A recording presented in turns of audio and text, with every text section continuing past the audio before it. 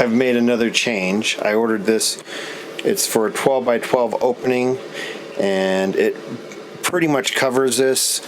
They had, as I showed in other videos, they had moved this up, and these holes were really high on this one, and they didn't even hardly catch the edge on the bottom over here.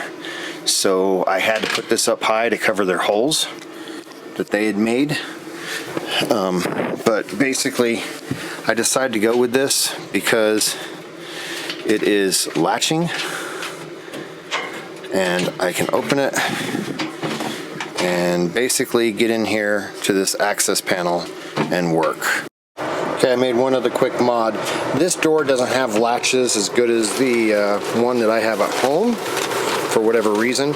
So I went ahead and put some weather seal right here to make it so there's a little bit of back pressure on that when I shut it to help keep those locked in place so they don't vibrate out as we're going down the road.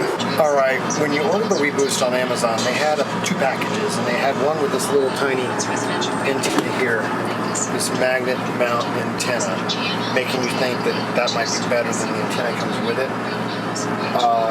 First off, it requires a ground plane. I'm not going to get into the details of that, but so you could set it on your stove or whatever. Honestly, it does crappy compared to just the patch type antenna that comes with the over the road. So, but I did figure out the best way to test this if you have terrible bandwidth. The best way to test if this thing, which antenna is working better when you have so little signal to really do anything, is just do a ping test. I'm pinging just 4.2.2.1, and as you can see, it's in the 65,000 range. Go ahead and turn that on. And as you can see, it's pinging around the 40,000 range when I have the weBoost on. You also see with the little patch antenna, I have 4 bars sitting right there. The patch antenna is sitting right over there. I can just set it there. Overall, I think it does better than this magnet one.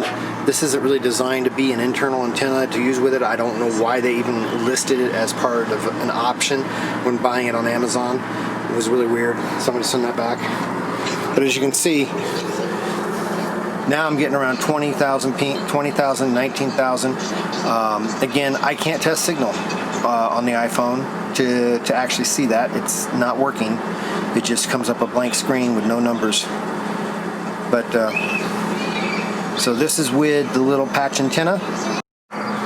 Okay, so you've probably seen the videos saying Rockwood just keeps getting better, better, and better. They don't. If you watch previous videos, you notice my concerns I mentioned about the steps and their strength and their longevity. You've also noticed in previous videos where I mentioned they strip screws everywhere and they have them fastened to nothing. So I noticed this as I'm trying to run the wire here and get it all set up for the weBoost. I thought, you know what? I'm going to just take and pull this screw up and just fasten this wire right there because there's enough clearance. Fasten this wire with the screw right there. Guess what? This screw is stripped. This screw is stripped.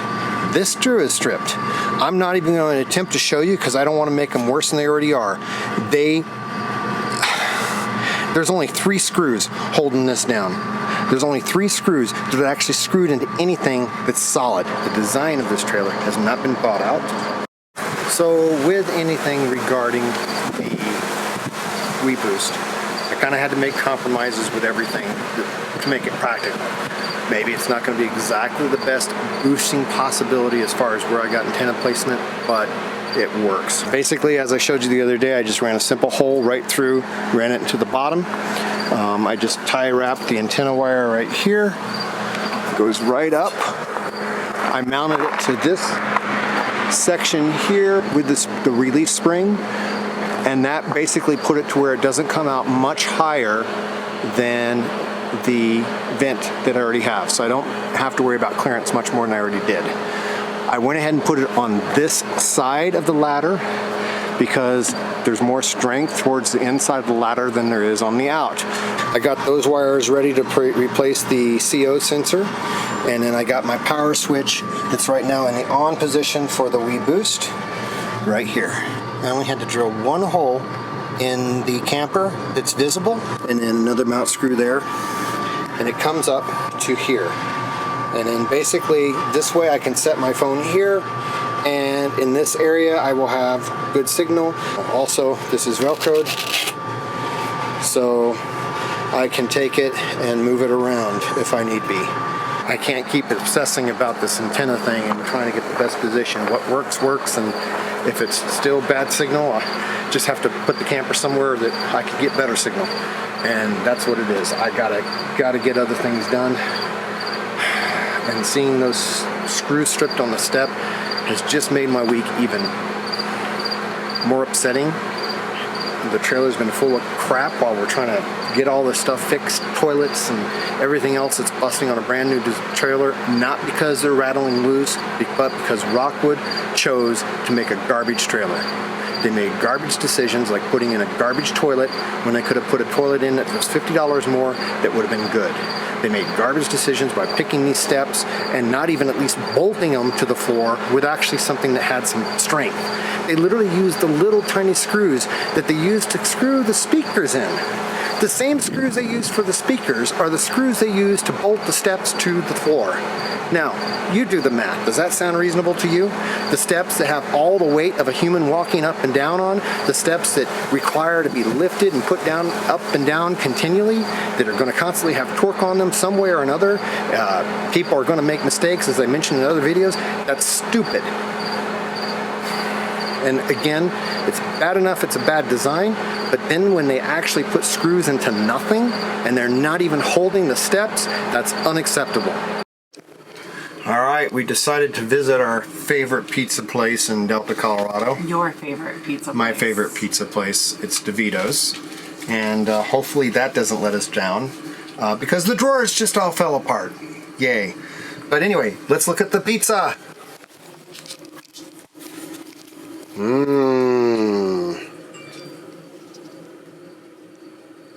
Doesn't that look good, Robin? What do we have here?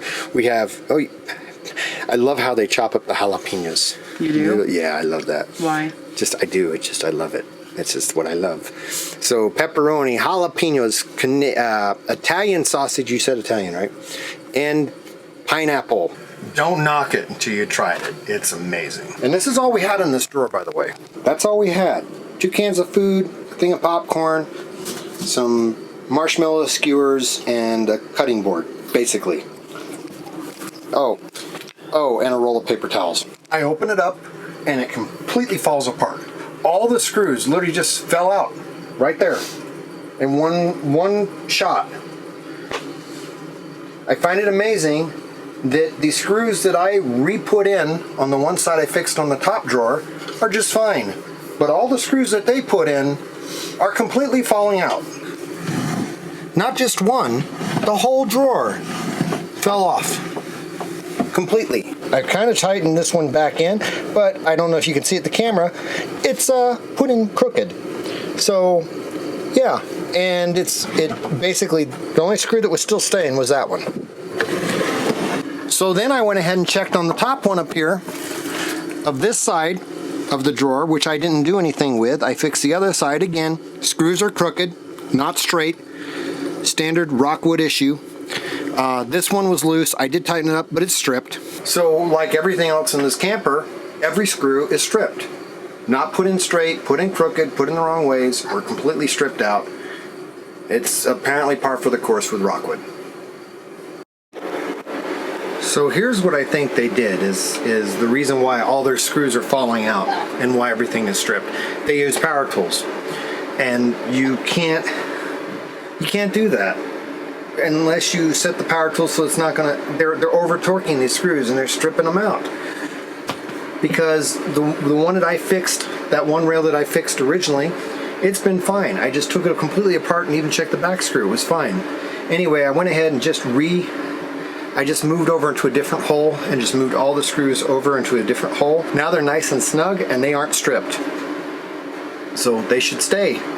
Ideally, maybe what I should do is get some liquid nail or something and put in the hole and then put the screw in as well to really make them stay.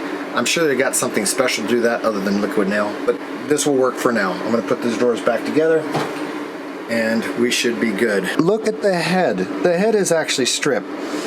That's how the head was. That's how much torque they put on these screws. Now this one's okay, a little bit. But yeah, that's how much torque they put on that screw. And so it just stripped the wood out. So just to follow up with what I mentioned earlier regarding the stairs with the screws that were stripped. In previous videos I mentioned my concerns with the stairs and the amount of torque over time if they happen to get dropped or anything else that could cause those screws to be pulled up out of the floor. And those were concerns that I had even at that time when I thought that they were actually screwed into something solid like a piece of metal underneath or something. But that is not. They literally have those steps that are not necessarily light to get opened in and out every time you need to get into the trailer. Screwed in to wafer board and nothing else.